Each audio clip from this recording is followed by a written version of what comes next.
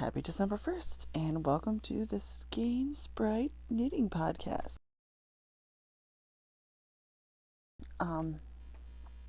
This isn't going to be like a full episode thing. I just want to get on here to say that I'm kind of interested in doing a Vlogmas kind of thing. My life is not that interesting, so I was just maybe going to do like a weekly sort of thing with like little clips of what I've been doing that week. I'm going to try to do some festive stuff, so hopefully that will be at least nice and cozy, if not particularly entertaining. I have a bunch of advents that I kind of want to incorporate into that too, and some knitting that I have to get done, and I don't know, just it's the Christmas season, and I always like watching other people's Vlogmases, so I kind of wanted to participate in the tradition, if you will. So I figured I could tell you a little bit about the advents. It's December 1st, so technically I'm already behind on my advents, but I do have 6 advents. They're not all yarny.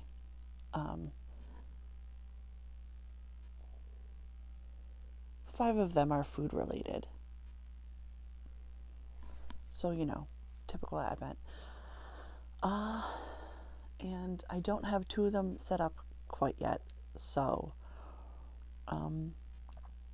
this will be a ramshackle sort of day 1 of advents, where I show you what my advents are, and when I get the other 2 set up, you can see them a little bit better. So the first one I have is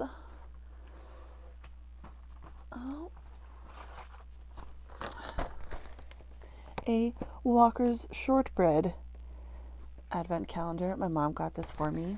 It was a surprise. She got one last year, and so she thought that I would enjoy one this year. I'm very excited because it sort of goes along with one of my other advents that I usually make myself every year. So that's the first one, a Walker's Shortbread calendar, and I'm excited for that. The one that it goes with that's not quite set up yet is a tea advent calendar I make for myself every year. I have a lot of tea. I'm a big fan of tea, loose tea, tea bags, hot tea, all that jazz. So I've been making myself for the last maybe 4 years. I've been making myself a tea advent calendar using just a selection of the plethora of teas that I have in my possession. And so 2 years ago, I think I had been doing it in like trying to put things in boxes and just taking it out once a day. But 2 years ago, I made myself a little like hang up pocket sort of pocket advent thing. I usually hang it on the refrigerator, but I might hang it somewhere different this year because I would like to have all my advents like right in the same area, and right now I'm in my craft room. And last year I hung up my yarn advent calendar on the craft room door on a ribbon, so I think I'm going to do that again this year, but all my Christmas stuff is still up in the attic, so I have to go get that later today, hopefully. My next advent is from Aldi. It is the Countdown to Happiness Delicious Belgian Chocolates Luxury Advent Calendar. And I got this one last year too. This one is cute. Last year it was just sort of like a white and gold sort of style, and it was the things you lifted up were different buildings, but this one is like a whole little Christmas scene, so that should be cute. And yeah, it's Aldi. I like Aldi's advents. They're always usually pretty good. So I'll put that back up there. And then I have another chocolate advent calendar, which is an IKEA. Yeah, it's just the little advent calendar from IKEA. It's got a bunch of like little truffles and different kinds of things. And I didn't notice this until my boyfriend pointed out, because I got one of these for him too. he goes, each counter contains 2 promotional cards. And I was like, what? And he goes, I don't know, read the back. Two of the little pockets in here have an extra surprise. One of them has a free meatball plate voucher, and the other one has a $5 like little card, $5 a purchase. So that means that we got to take another trip to IKEA before next June, because that's when the meatball promo card expires. But that's really exciting because I love Swedish meatballs. What the heck? I will try to locate number 1 of my Chromatic Yarns 24 mini skeins and a full skein at the end advent calendar in the really crinkly plastic that her stuff always comes in. It's so crinkly. My cats love this. Oh. So here it is in all its noisy glory. It's really cute this year. I have the card with the colorway names up there. I'll probably show that to you tomorrow because it's already taped down. And it came with like a cute little, I opened this up yesterday, and it came with a cute little wax melt bar called Knitworthy. It's purple and it's got little gold glitters in it, and it smells really good. And I'm almost too afraid to melt it because it's so cute, but I will melt it. But yeah, so this is the advent calendar from Chromatic Yarns, Hannah of the Corner of Craft podcast. And she does D&D, Dungeons & Dragons themed yarns. And this one has a theme. It is Book of Spells. And I'm very excited. I don't know what I'm going to make out of this, but I'm like really tempted to make something. I've gotten her advent for the last 2 years. Last year and the year before, I got them. Luckily number 1 is like right at the top, so I'll be able to open that in a sec. These are all based on spells from Dungeons and Dragons, and I'm very excited to see what that has in store for me. I'm not going to open these yet. I think. I don't know, maybe I will right at the very end, and I'll pick out one of the teas randomly because I don't have them in the pockets yet because my pocket thing is up in the attic. But stop chewing on the bag. Cat chew on crinkly bag. All right, I'll be right back for the cheese calendar. Next stop, cheese advent. So this is the Aldi cheese calendar, which I'm very excited because I got it not last year. I was not able to get it last year because the Aldi in my town didn't have it last year, and the one in the town where my parents live sold out at like 8:30. By 8:30 the morning they got put out. Apparently, I talked to one of the workers and she said, "Oh yeah, people were waiting when we opened just for the cheese calendar, and we were sold out within minutes of opening." And I was just like, wow, rude. Anyway, so luckily I was able to get one this year, and I'm very excited because who doesn't love cheese? And so it's got some doors to open on the front, and then it also opens like this, and there's more doors inside it. My boyfriend also has one of these, and we already opened number 1. So number 1 is a extra mature cheddar. So I'll probably eat that later. That's the cheese advent. The cheese tax. I'm gonna try the microphone here and see if the voice quality is any different. Yeah, so I mean, I guess I could open the other things. So in no particular order, number 1 of my self-made tea advent will be Strawberry Bento by Tea and Absinthe. Usually what I do is when I go to New York Comic Con, I get a bunch of little samples from Tea and Absinthe and like new teas that I haven't tried yet, and I put those in the advent.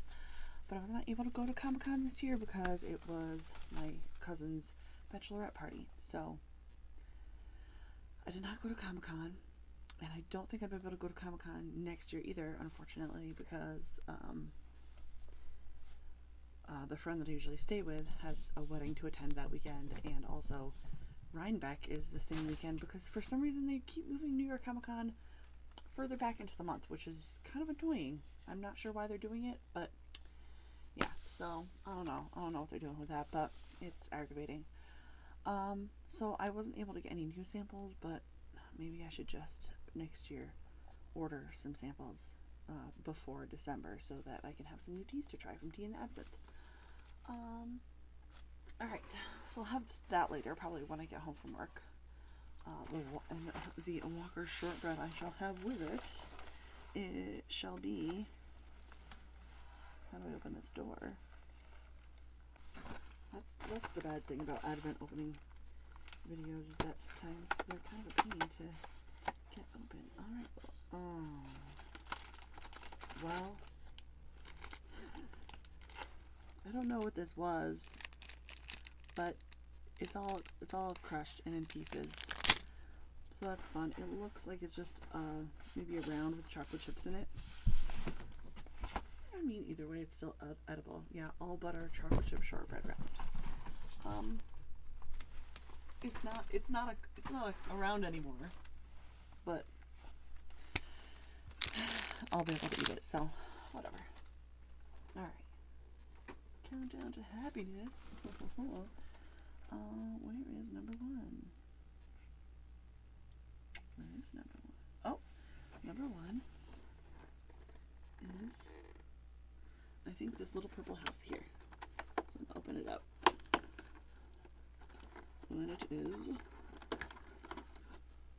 oh, this is kind of it's a big chocolate. I'll stick it back in there though, because I'm not gonna eat it yet. And it is a Manon coffee mousse truffle. Interesting. I'm gonna have my strawberry green tea with a coffee mousse chocolate. Maybe I won't eat my chocolate and my tea at the same time. That'll be a nice little treat to look forward to. And then my IKEA number one is right here. I love the very Scandinavian nature of this, with little Tomten riding a dollar horse. Alright. Goes with the aesthetic of a lot of our Christmas traditions growing up. Oh, so it's got a little door. It's got a little paper flap protecting the chocolates. And it is a vanilla truffle. Lovely. I'm going to put that back in there though, because I'm going to eat it later. I'm going to just cover up with paper. That is nice, that is nice. And now, so I'm going to maybe do a little guessing game like Nitty Natty does. The colorway for today's is Dancing Lights. It's a spell in D&D where you cast like little orbs of your choice of light around. I think it's like blue, purple, or pink or something like that. And they're just like little lights that float around, very pretty. So I'm gonna guess that this is probably maybe going to be maybe a light colored background with like a multicolored speckle perhaps. She did say they were going to kind of be all gemstone colors, so maybe it will just be a combination of like the different colors that you can pick for the spell. I don't know, so let's find out. And the little stickers, they're very magical. I'm nervous.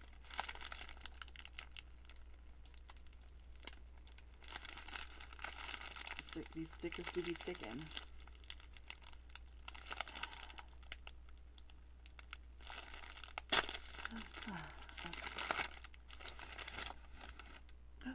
Ooh, ooh, ooh.